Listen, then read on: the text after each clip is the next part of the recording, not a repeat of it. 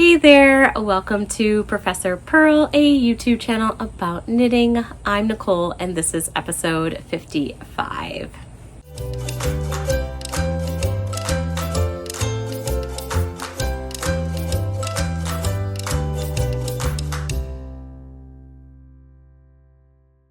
Episode 55 and my third year podiversary of this YouTube channel that's sort of like a show and tell of what I've been making and what I've been up to with knitting. So if you're into that, grab your knitting and a drink and get cozy with me here. I'm on my porch in the Pacific Northwest of the United States in Oregon, and it's been a while since I've recorded a knitting update, and that's because it's summer. I'm a math education professor.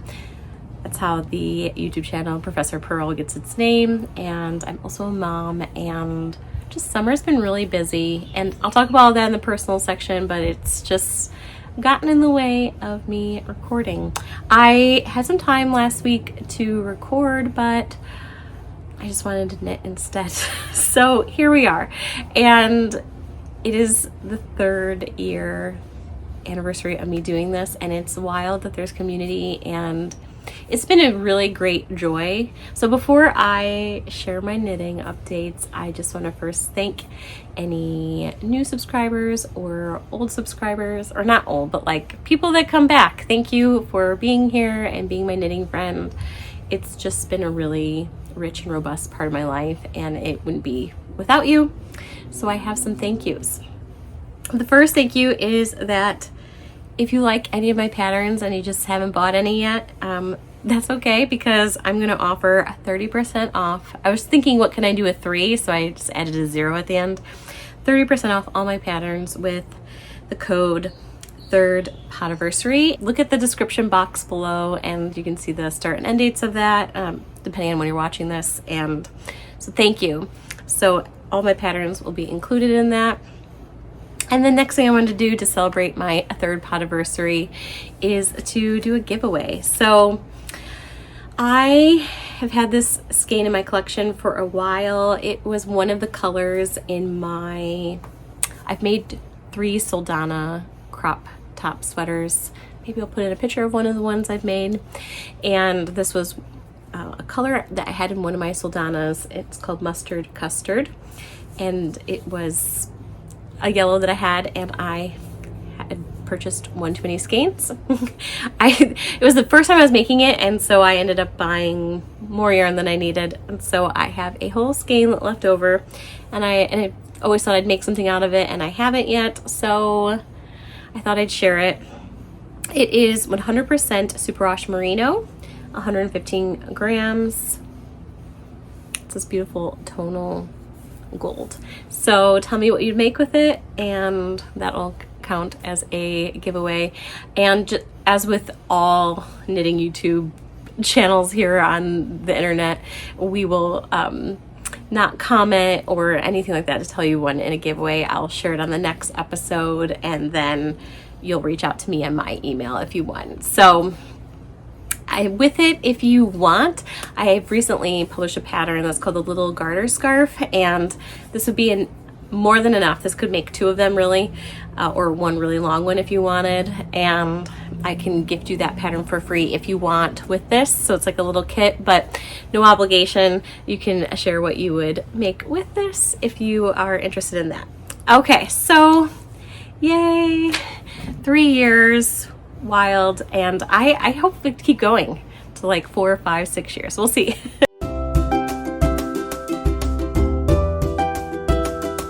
Oh, what has been consuming my time but the Mooncrush tank? I'll share my colors. These are Madelintosh light, so fingering, and it's the yarn that like doesn't really have a, it's not ply, like it's the singles. I just love this kind of yarn. It has such a good drape, which makes a really nice shawl or garment. I've knit both shawls and garments out of Madelintosh light. And I've had this yarn in my collection a long time, since 2013, and 11 years later, here we are. And the beautiful story about it is I bought this yarn from a Portland yarn store called Happy Knits back in 2013. They're no longer open, but when I bought it, I lived in Illinois, and now I live out in Oregon, near Portland, and I'm finally using this yarn, so it feels full circle. And so the Mooncrush tank is knit in pieces. You knit the front and the back, and then you seam it together. It's a very modular looking tank. It's beautiful. It's intarsia. So this is my very first intarsia project, and I finished the front side. So here I have this, Project Keeper is like a little donut. I love donuts. If I can get gluten-free ones. This is where I was at last time I recorded an episode. And so I finished the front, and it's kind of curling in because I need to sew in the sides, and then there's going to be like an I-cord edge. And so it has this really fun folded hem, which I've done a folded hem before, but look at that. How fun is that going to be with a little pop? And then a folded hem for the collar, and I have this reddy orange is called Tomato. So I just love these colors. So this is Button Jar Blue, this is Paper, and this is Tomato. I don't like how this is rolling right now, but I'll be sewing the sides, so that'll help.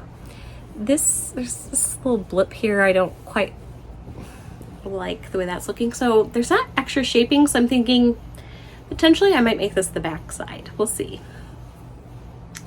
So yeah, I finished the front side. And then last week I did have some time to record because I was quarantined at home because I had COVID. And I was feeling like when I recorded that I would just show the front half, and that's all I would have to show everybody, which is great. I mean, fingering weight flat, it takes a while to make a piece like this for me with intarsia. Intarsia turns out my first intarsia project, very easy to do. I'll show you my backside. I'm proud of the way it turned out, the backside here. This is a great first project for it. Simply just twisting your yarn. Maybe you already knew that. I didn't know that. I'd never done intarsia, it's just twisting your yarn. Okay, got that down, great. So it's a good first project, but the yarn management, when you have 3 colors, like in this section, it was a little fiddly. It wasn't good for travel knitting.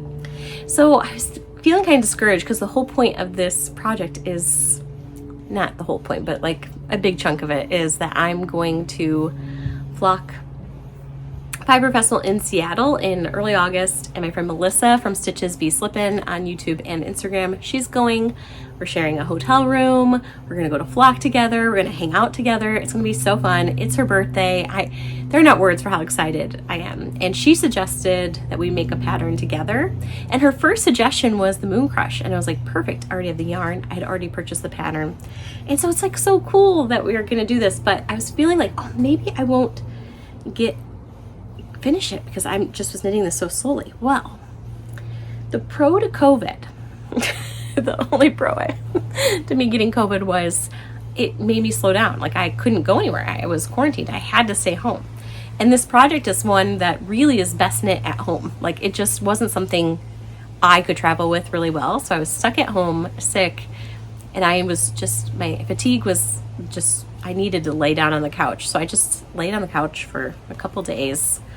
Really, it knocked me out. But look, this is the back side. So I have the whole front, and it took me like, I feel like the whole summer to knit that. And then this, it just took me less than a week to do. I thought there's no way I'm going to finish this. And look, I'm going to finish it this weekend, I think.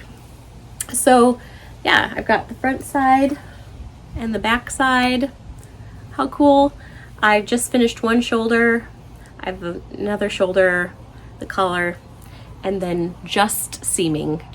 We all know, if you're a longtime viewer, you know this has been going on for 3 years.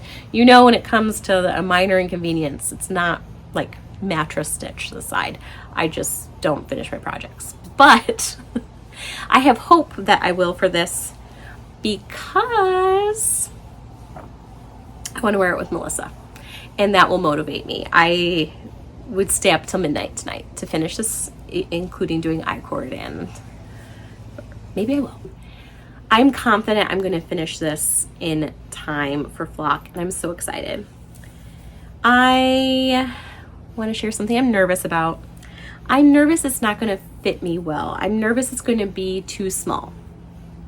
I think that might be a silly nervousness because if I hold this out, you can see it's wrapping around. Well, maybe you can't see, but it's because I'm wearing black. It's wrapping around my body fine, so I think it will fit me. It's not going to fit me with a lot of positives. And here's what happened. I swatched. I checked gauge. I have gauge. I even have gauge now. And according to my gauge that matches the pattern gauge, I should knit a size 3 in the pattern. And I cast on the size 3 and I knit several inches in the size 3, and it looked way too huge. It looked like you could fit 2 of me in it. It just was like, this is not gonna be something. I was just imagining so much like armhole area here and just me not wearing it a lot because my outline tank has a lot of positives, and I think I do like a lot of positives, but I just find myself not wearing as much because it's so much like armpit showing. So I guess I went down a size to size 2, and now I'm like second guessing it, like I should have done the size 3. So it's definitely going to fit well enough for me to wear to flock and take a picture with Melissa. But if it doesn't have a lot of positives on me, or I feel like it's not comfortable with like less positives on me, I might give it away to Melissa. We'll see. So the way the color blocking works is it's different on the front and the back. So this is the front color blocking. You can see that the button jar blue is near the face, and down here this tomato color is the pop on the side. And so for the back, it's opposite, where the button jar blue is the pop on the side and paper ends up being closest to your face. So what I might do is just flip it around and where the back is the front, in the sense of I just don't like how I finished this edge that well here. It looks good here, but these edges here, I just don't, I could rip it back. I don't want to be overly a perfectionist about this, so we'll see. But I want it to be wearable. Now that I know that I'm for sure going to make the deadline to wear this with Melissa, I'm starting to have slightly wild thoughts. Hear me out. One of my thoughts is I would like to have a fully me-made outfit, so I would like to sew a skirt. Now, I am not a good sewist. I'm a novice sewist. I got a sewing machine around the time that I started this YouTube channel, and I imagined this YouTube channel being me knitting and sharing my sewing. But the way that reality played itself out over these past 3 years is I just basically knit and I hardly sew. And I think it's because it's hard to do new things. I think also I'm a mom and I work full time, and so knitting's very easy and portable, and sewing's less easy, like portable, right? And it takes effort to sew. But I love the idea of going to a fiber festival in like a fully me-made outfit. So I would love to sew a simple skirt. If I finish this tank top this weekend, that gives me like a week, less than a week, but it gives me some time. It gives me like a week basically to make a skirt, and I think I could do a simple skirt in that time. So if you happen to sew and watch this this episode or this YouTube channel, let me know if you have a suggestion for a skirt. Stephanie from Edible Eats and Makes, she made some suggestions to me, and my friend Emily from the Botanical Knitter also made some suggestions to me, and they both suggested a skirt called the Peppermint Pocket Skirt or something like this, and I'm thinking that I might do that one. Stephanie also shared a free skirt pattern from Purl Soho, I think, perhaps. I don't know. If you have any suggestions for somebody that doesn't have strong sewing skills but like wants to make a skirt, let me know. Okay. Also, before I show my next work in progress, since I'm talking about flock, I'm going to be wearing my Mooncrush to flock. If you're going to flock and you see me, please say hi. Also, like, if you are interested in some kind of flock video, whether it's a vlog or a haul video, let me know. I love making videos, and so I'd like to know what you're interested in seeing. All right, the next works in progress. So as I mentioned, I've been really busy this summer. Before I had COVID, and I'll share this in personal section, I went on vacation, I had a wedding, Tilda had several swim meets. We were just very, very busy. And when I'm in those scenarios, having something that's portable for knitting is just, it's everything. And so my next two projects fall in that category of like, they were really good travel knits. So, oh, this bag is from Beautiful Sister, and I got this at the Rosie Yarn Crawl 2 years ago, 2 or 3 years ago, whatever year, was like unicorns and fairies and things like this as part of the theme. And I got this from the Starlight Knitting Society. It's such a cute sock bag. This summer, I know I'm not like a prolific sock knitter compared to other sock YouTubers, but for me, it was like major sock knitting. I have 2 full pairs to start the fall with. I didn't knit 2 full pairs. I finished a single sock. I have so many single socks and so many sock whips or works in progress just sitting around. Like, I think between my husband and I, we had 20 single socks. I could totally pair those off and like be like Dobby the house elf from Harry Potter, but like, yeah, not doing that. I do want to finish them, and I did. I finished 2, and I'm so proud of that. And so I had one just like a wee bit started, and not a full sock, but just a start of a sock. I have tons of those. Just like, I get this, like, I'm so excited about new sock yarn, and I finished a full sock since I last recorded, pretty much, and I'm so excited about it. So, some details. This sock yarn was a gift from Lily from Merino Vino, and she dyed this colorway and I think called it Professor Purl's Pinks or something. And I just think this is like perfect for me. It's this darker pink, slightly tonal with some reds kind of shining through, and then some speckles, and then there's this pale pink. So I was just so touched that she dyed that for me. Here's her label here. So it's a 75% merino, 25% nylon. I was just so touched. I cast a sock on right away, but in typical fashion, I didn't finish knitting it. But I have a whole sock knit. So what I did is I did a tall cuff. I really like a long cuff, and I striped in that mini skein. And you'll see it's really fun that there's not these extra purl bumps. You know, when you're like doing a purl bump and changing colors, like usually when you change colors, there's like 2 colors, like the main and the contrast color. So what I did is in between these ribbing rows, I just knit a row, and so it makes that stripe pretty crisp and nice. And so basically the cuff is 25 rows, but a couple more rows for this color change to turn out nice. Then I did a nice simple texture that has this like little purl bumps throughout. Heel, flap, and gusset, and just the toe that I always do. So I have a sock recipe that's free, that's linked below if you're interested in like my numbers. My sock recipe does not have the texture. I think one of the things I'm discovering about myself as a sock knitter is I've accepted the fact that I am not like a prolific sock knitter knitting several socks a week or something. And I do love a sock for its portableness, but I don't think I think my holdup with socks is I get really bored with vanilla socks, which is maybe an unpopular opinion. Let me know how you feel about that. But I just get a little bored with stockinette. I just don't. So for me to have like something that's as simple as a round and round stockinette, plain vanilla, but like a little subtle texture just makes it a little interesting and keeps me going. So that was good.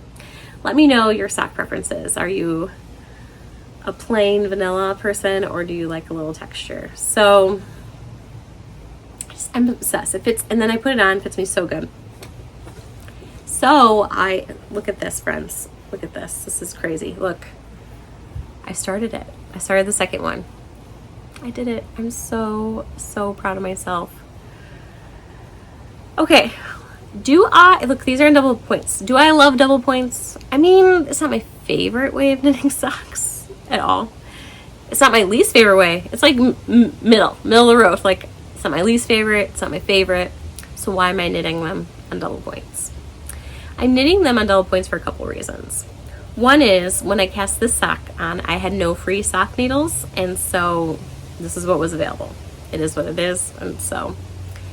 But now that I'm doing the second one, I'm still doing it on double points because since I'm doing so much sock knitting, this sock can count as part of my sock bingo, which is part of a podcast I watch called Chronicles of Yarnia. They're a yarn store in Montclair, New Jersey, and they have a sock bingo card that they do every summer. I did it for the first time. The first time I did it was the first year they did it, which was maybe 3 or 4 years ago now. 3 or 4 years?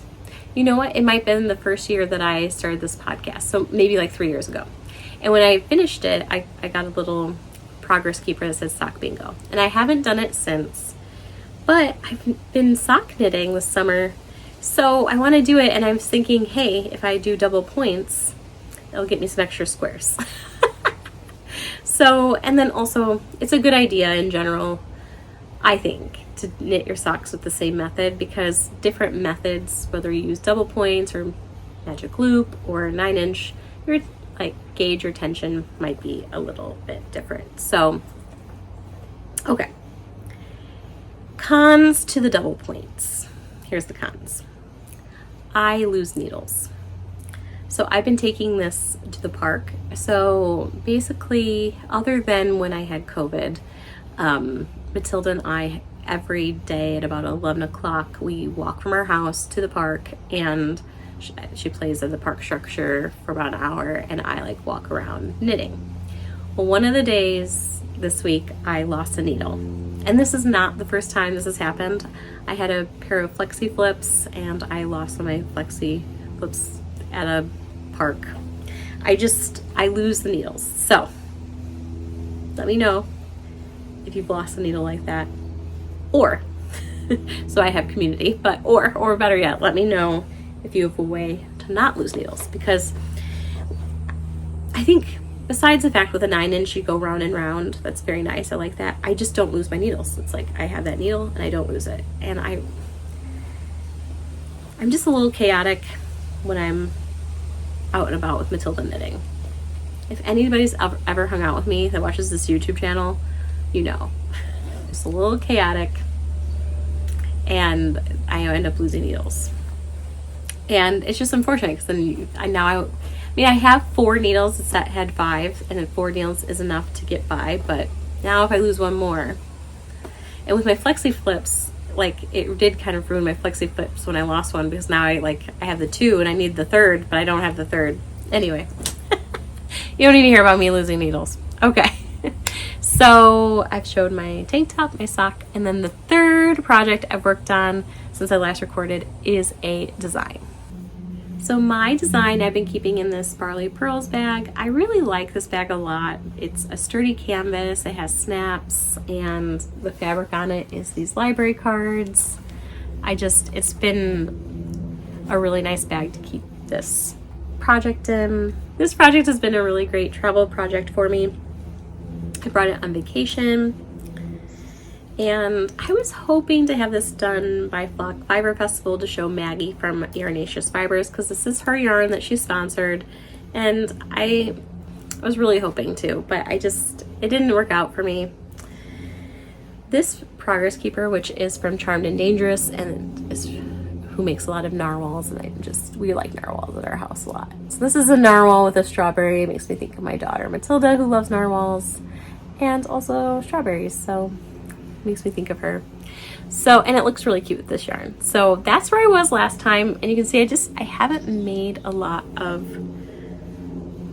progress on it. I am about to the halfway point, which is exciting, because I feel that way about all my projects. Like my tank top, I'm past the halfway point now, but I was just recently at the halfway point, and my sock I'm at the halfway point, and this I'm very close to starting to decrease. So let me go through the yarn first. So this is her, I want to make sure that I'm pronouncing this base correctly. And I love it. And I hope to actually purchase some more of this base when I go to Flock. It's Cosmo Cash Lace, which is 82% fine merino, 18% cashmere. And this colorway is called Illusions. And I just think it's so beautiful. And that is my main color. And it is fingering, but it's such a fluffy fingering that I really think you can use it flexibly. I think you could add this, well, maybe it's a lace weight actually. Let's see here. It might be what I do with the tag.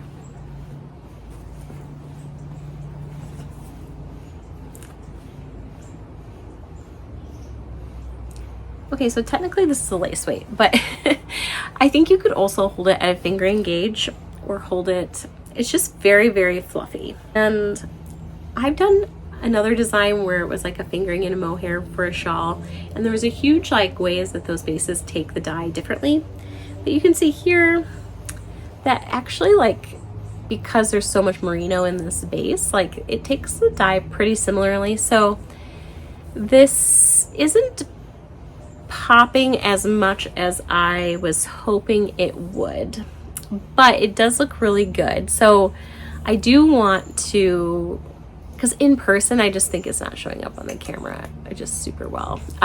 In person it looks so cool. So I think when I go to Flock, I would like to look at her yarn and see if I can get some yarn that's like this, but maybe like two different colors that, like, I would love like kind of a softer and then maybe a neon for a pop, or two complementary colors, because these rows of flowers are really cute. And I think it looks nice like this, but I also think there's a lot of creativity you can have if you have this pop as well. Like you could use mini skeins, things like this. So I'm just playing with the idea of like what a second one of these would look like. Okay, so this is going to be really great for the fall. It's going to be a nice size, because this is just half, and so there's going to be another half, and then you just can imagine. I just think it's going to wrap really nicely when I have the full thing done. So I was thinking about maybe going, not till I fully use this up, because people don't gauge swatch for shawls usually. So, but using as much of this as I can with a little percentage of error, and then a second one, so people could get two of these, because this base, I think it's in a smaller amount that it comes. It's like, this is 50 grams, which is pretty typical for a fuzz, I guess. They come in 25 or 50 gram hanks. Okay, so that's been really fun. I have no idea what I'm gonna name it yet, but it is really fun. So I think the plan when I go to Flock Fiber Festival will be to have my Mooncrush done and bring 2 knitting projects, and this will be one of the knitting projects I bring with me. I hope to have a lot of hangout time with Melissa and other friends, like my friend Jasmine. She and I are going to carpool up to Seattle together. Well, yeah, I don't need to go into all the logistics, but anyway, I hope to hang out with Jasmine. I hope to hang out with Melissa. I hope to hang out with people, and I hope that there's like a lot of knitting time. So this will be hopefully one of the projects. We are to the dream knitting section of the episode. So if you're a long time viewer celebrating this 3rd year Podiversary with me, you'll remember that in my 1st and 2nd years of this YouTube channel, I did a lot of test knitting, a lot of sweater test knitting. And this year I have kind of like done a lot less test knitting, and that's been on purpose. It's been intentional. Just wanted to like focus on things that have been like in the queue that I've wanted to make for a while. I wanted to maybe work out some designs, which, you know, it has happened, which is great.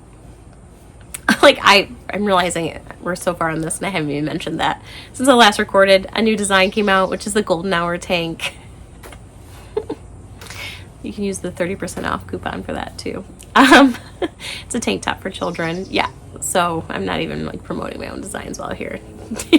Oops, I remembered now though, so that's great. Okay, anyway, nonetheless, I purposely am not been doing test knits. Like, it's been an intentional choice.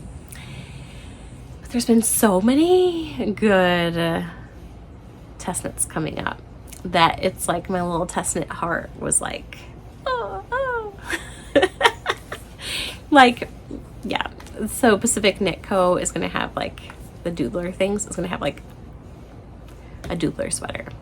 And I was like, okay, I'm going to apply for that. I think it opens on July 31st. And then I was like, no, I'm not going to. I'm going to focus on my projects. I have unfinished sweaters just floating around too. And then Tori Yu, I just love her designs. She showed this sweater that is the Metropolitan pullover, and it's just like a little twist on a very classic style. Like, maybe not a little twist. Like, I love something that's like a classic style, like looks like you can wear it forever, but it has a twist to it that's not like already out there in the world, and that's what I feel that like the Metropolitan pullover is, and I just love it. And it was also for a fingering and like mohair or suri held together, and I just large gauge. I couldn't help myself, even though I have no business applying for a test knit, and so I applied and I was selected, and it is so exciting. And the second that I finish the backside of my Mooncrush, I am going to reward myself by swatching and casting on this test knit Metropolitan pullover. And I'm going to do it a little different. We'll see. I do have fingering and mohair in my yarn collection, enough to do it with the yarn as stated in the pattern, to do a fingering and mohair. I have that. I have some Chelsea Luxe. It would look good. But what I'm thinking I want to do, because the gauge is so large, is I have 4 hanks of this Suri alpaca lace, which Suri is very fluffy, so though it's a lace, it can morph into larger gauges, like, 'cause the fluff kind of fills in the gaps. And so it's 74% baby Suri alpaca, 26% silk. So good. I've got this at the Roasted Yarn Crawl, at a pop-up at Naughty Lamb. It's from Explore Knits and Fibers, and I liked the way the color looked. It's just really soft and neutral, but also interesting. Cool tones, which I think will look nice on me. But also, the color name is somewhere in Iceland that I'm going to go when I go to Iceland, which is the Stroker Geyser. So, as I've mentioned before, I'm a professor, and I'm currently planning a study abroad trip to Iceland and Sweden for my students a year from now. So May of 2025, I will be taking my students to Iceland and Sweden. And I knew that when I bought this yarn, and I just am envisioning myself wearing a sweater in this yarn in Iceland, and it's going to be so cool. So then Tori's sweater with its big gauge, I was just imagining it, like, what if it wasn't fingering and mohair? But what if that sweater was 2 strands of suri or 2 strands of mohair? I think you could get the same gauge. I think the sweater would look just as beautiful, just would like have a different drape to it because of the fiber. So that's what I'm gonna do. Or I'm gonna try. I'm gonna swatch. And if it doesn't look good, then I have fingering and mohair as a backup that I can do. Okay. So that is really cool. Dream knitting, and I'm just so ready to move on and do this. Like the sock knitting's been fun this summer, the tank top knitting's been fun this summer, but it just, all I can think about is sweaters. I'm just so ready for fall. I don't want to wish away summer. I don't want to wish away summer, but I am ready for fall sweaters, and this just has me in the fall mood. I'm so excited. let me know if you're thinking about fall sweaters and what kinds of fall sweaters you're thinking about. But this is, I'm so excited. So excited. I wasn't sure what section of my episode to put this in. It's like partly dream knitting, but also partly knitting challenges. And it's also partly like this is something that I could talk about in my like subscript section, which is like this like life thing that happens.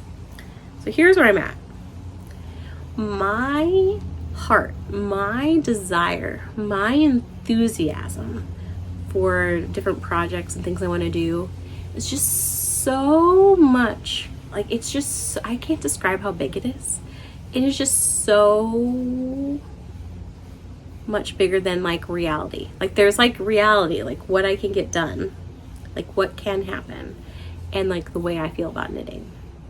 And I've had a little bit of stress lately, if I'm being honest. And I think it's also like a way that I like cope with stress is like to dream like about different knitting projects. I think it really is a stress reducer for me to like dream about knitting, think about knitting. And so what's happened is my knitting dreams are just like out of control, like like they're just like not even feasible. And so I thought I'd share some of them and just share them like in a way of like these are things I'm thinking about almost daily, if I'm being honest here. And my question to you is like, do you experience this too? And like, how do you prioritize your next steps? Because all of these are actually like on the same wavelength for me right now. Okay, I had my knitting notebook and I have to write all these dreams down. Okay, so I got like 4 kind of big dreams right now. Maybe 5. 5 if I include this, but we're not going to include this. Okay, so here's my kind of 4 big dreams. One is I would love to finish some existing sweaters I have going on. And I have a lot of unfinished sweaters.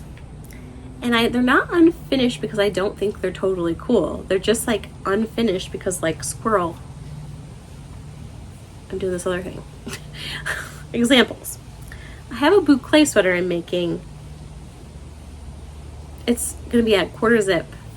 And it's just really heavy, and so I haven't wanted to knit it right now, but like I really want this boucle sweater.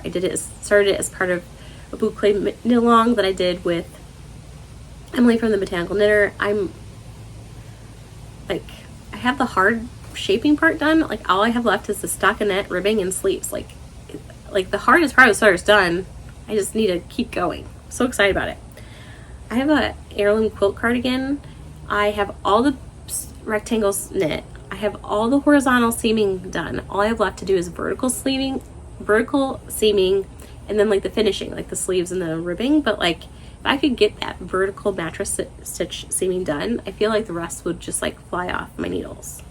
But it is a holdup, and I've been held up because I have been intimidated by the mattress stitching, which I have to do on my Mooncrush, so maybe I'll do it all at the same time.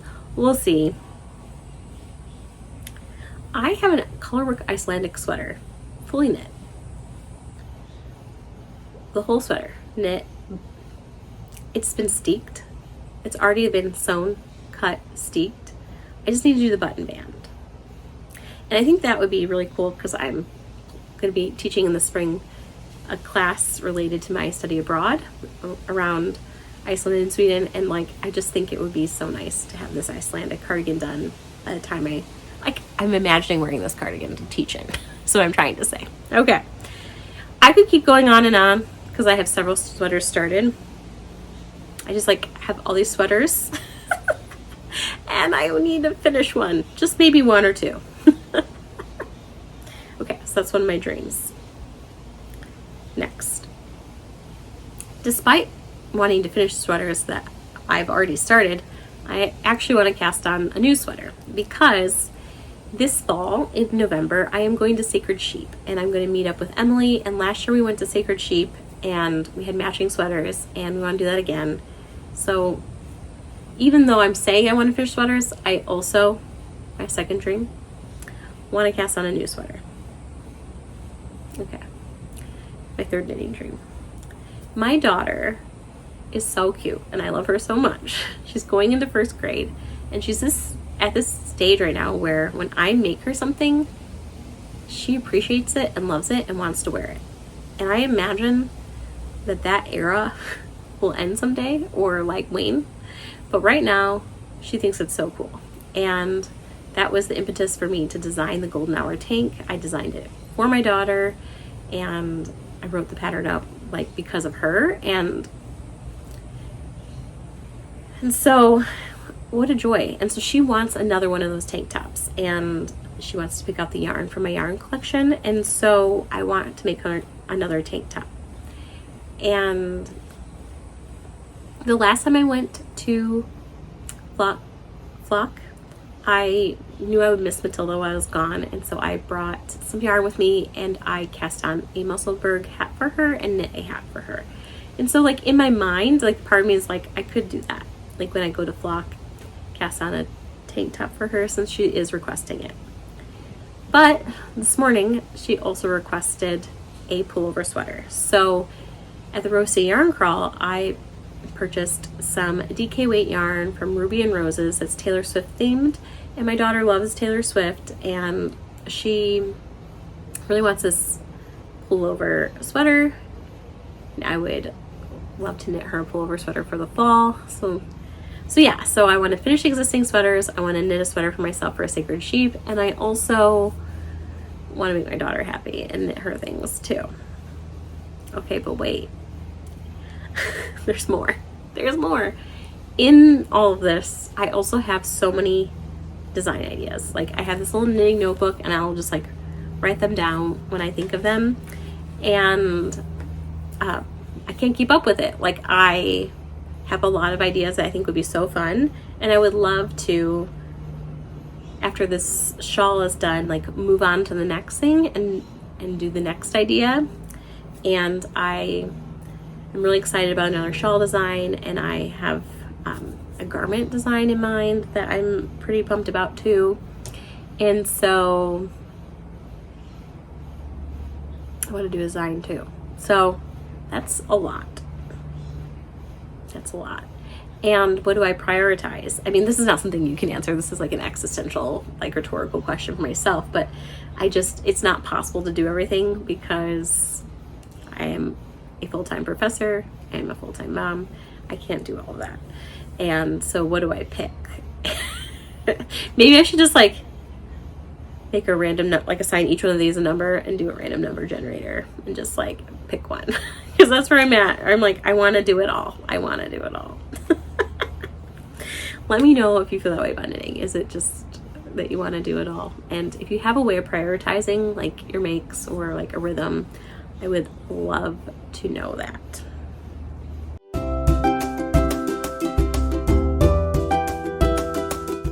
We are to the personal section of the episode, so if you are here only for the knitting, there's no more knitting from this point forward.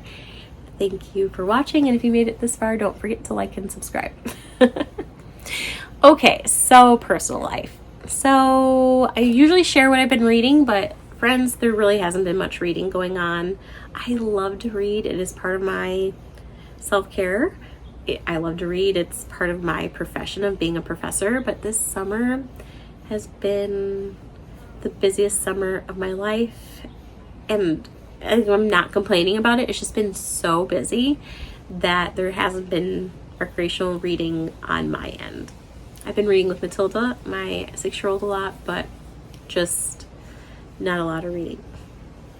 On my vacation on the plane, I finished reading a book called The Rom-Commers by Katherine Center, and it was good because I've been in this reading slump of not having time to read and not making time to read and just not reading as much, and it really got me out of the reading slump because I wanted to know how it ended, and so I was reading kind of rapidly.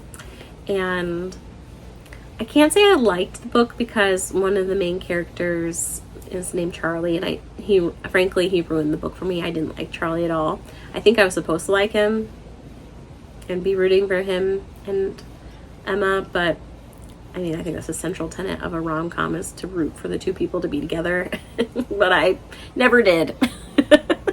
But that being said, I think it says a lot about Katherine as a author that even though I really like disliked this character, Charlie, that I still wanted to read the book and see like how it ended. So that's pretty incredible. I definitely want to read more Katherine Center.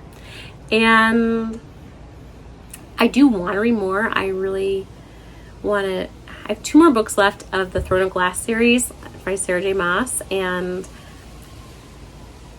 Tower of Dawn I started and never really finished reading. I also really love fantasy books and series, and I haven't read her Crescent City series yet, and I'd love to do that. So I have those books. I have physical copies of them. I own them. I normally go to the library, but I actually like own those, and I want to make that happen.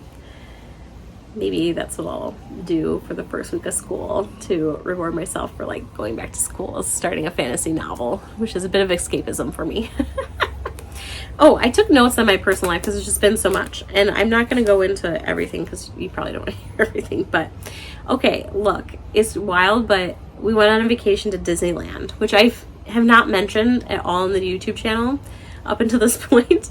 Not on purpose. We actually planned it very last minute, and like usually like a Disney World or Disneyland vacation is not something you plan last minute. If you've ever been to Disney, you know you usually don't plan it last minute, but just sort of happened last minute. And we went over the 4th of July weekend actually, and we stayed at the Disneyland Resort, like the hotel, and we had a 4-day park ticket, and we had 2 resort days where we purposely didn't go to the parks but just like hung out at the Disneyland hotel pool.